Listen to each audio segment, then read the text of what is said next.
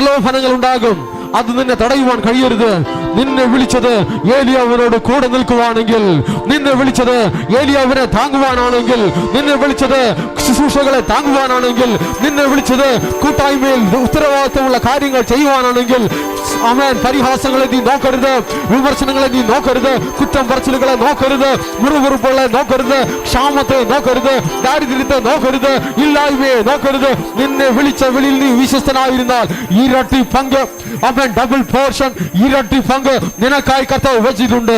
നിന്നെ ഏൽപ്പിച്ച ദൗത്യത്തിൽ നീ വിശ്വസ്തനായിരുന്നാൽ ഇരട്ടി പങ്ക്, ഡബിൾ പോർഷൻ, ഡബിൾ പോർഷൻ, ഇരട്ടി പങ്ക് ദൈവം നിനക്കായി വെച്ചിട്ടുണ്ട്. വിളിച്ച വിളിക്കത്തവണ്ണം വിശ്വസ്തരായിരിപ്പൻ.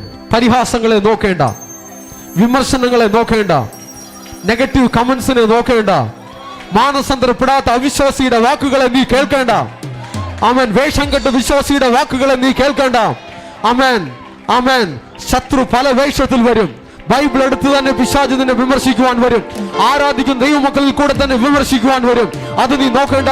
വേഷം കെട്ടിയ വിശ്വാസിയുടെ വാക്കുകളിൽ നീ വീണു പോകരുത്. ദൈവം നിന്നെ ഏൽപ്പിച്ചിട്ടുള്ള കടമകളെ അവൻ വിശ്വസ്തനായിരുന്നു ചെയ്യുകയാണെങ്കിൽ കർത്താവ് നിന്നെ മാനിക്കും. എന്നെ മാനിക്കുന്നവരെ ഞാൻ മാനിക്കും.